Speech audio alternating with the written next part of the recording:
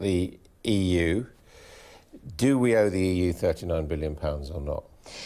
Well, a big part of that would have been to pay for the implementation period, so would have in effect been our net contributions to the EU. So if there's no withdrawal agreement, then we don't owe them that element.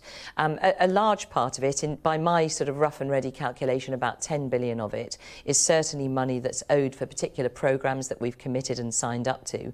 But obviously, if we don't have a withdrawal agreement, then there is no legislative means to pay 39 billion. Once we leave. Once we leave, exactly, yeah. Are you advocating, therefore, that we don't have a transition period? I think at this point it will be very difficult to do that. We have to leave the EU at the end of October and the withdrawal agreement is dead. There's no doubt that Parliament has tested to destruction the idea of accepting that withdrawal agreement. So we leave without a deal on Halloween? No, what I'm proposing is a managed exit so that we take elements of the withdrawal agreement that would be acceptable to the UK and the EU, already previously agreed with the EU, and we bring them into legislation in the United Kingdom, and then we discuss with the European Union specifically what elements would be of interest to both them and us. That is cherry picking, which the European Union says you wouldn't have anything to do. You might want to use that terminology, well, no, but the reality is... It's the European Union, and they've been quite clear. Yeah, they have.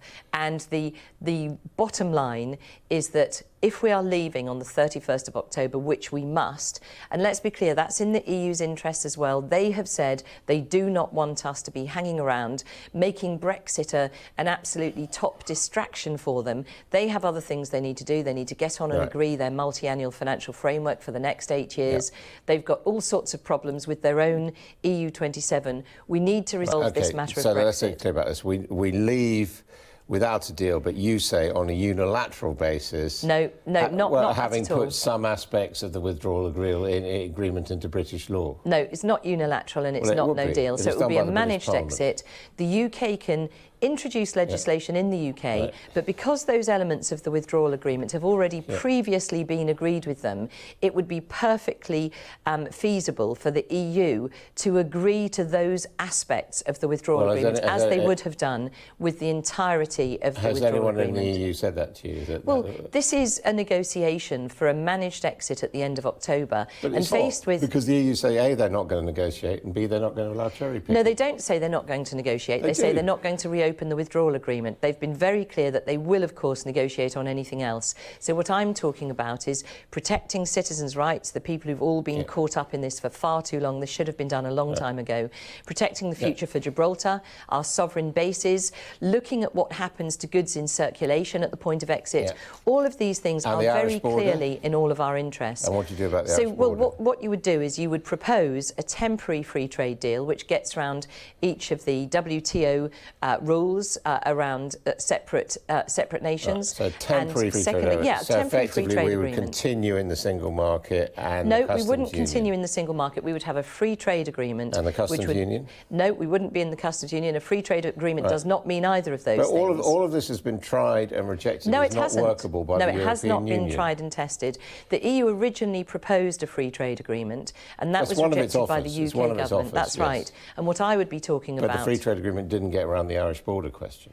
Well, the free trade agreement could get round the Irish border question. One of the key points about my managed exit is we would need to ramp up preparations for all eventualities, including no deal, and we would also need to ramp up preparations for a virtual border in Northern Ireland, something that each of the UK and the EU have said is feasible in the longer term, and in the shorter term... 10 years. No, that is not... Well, that's what the EU said. Well, they said they can't see it working for 10 years. OK, well, others have said that it would be entirely feasible long before then, and a temporary free trade agreement. I mean, the EU looked at those proposals and said they can't work for 10 years. Well, the EU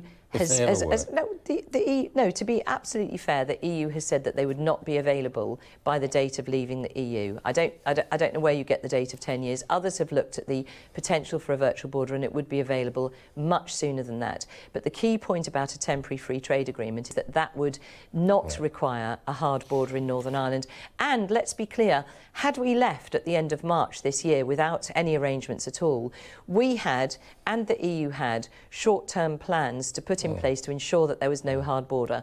All of us agree we will uphold the Belfast Good Friday Agreement, and there will not be a hard border in Northern Ireland. You were in the government then, and you thought it was a bad idea to leave. Well, I'm not an advocate of no deal. I think having managed exit would be significantly better than that. And I think when it came to it, the reality of leaving at the end of October, then all of the EU and the UK will want to put in place measures that will make that transition smooth. But you could, I mean, it seems to me you are in a halfway stage. There are those who say, yes, we can go back and somehow they have the qualities that will get a better deal. There are also those who say, look, we're going to leave anyway and we should just prepare for leaving. And you seem to be in the middle there. Well, not exactly, no. I mean, I don't favour no deal, and I actually also think, having been Leader of the Commons for 2 years, that it would be quite difficult to get Parliament to accept simply heading straight for no deal.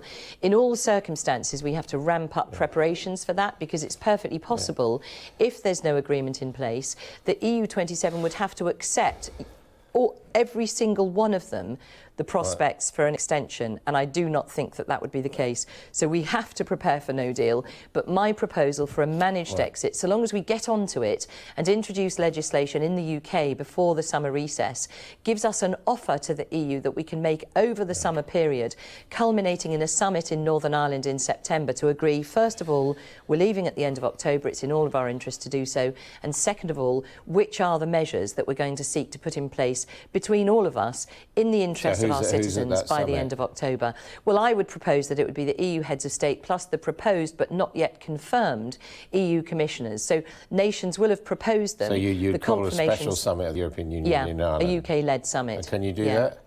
Yeah, of course you can. You can always invite people at the UK's behest to come along and talk about Brexit specifically.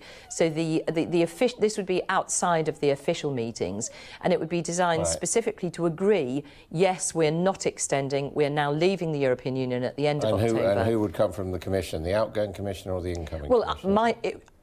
My proposal is that it would be the proposed but not yet confirmed commissioners, and I'm quite sure that those who are already in position would also come. And actually that also is an opportunity for the UK. The EU Commission is going to be full of new people who've got their own legacy they're wanting to create. It won't be by September. They won't be confirmed until November. No, they won't be confirmed in place. They will have been proposed by then. That would be very important.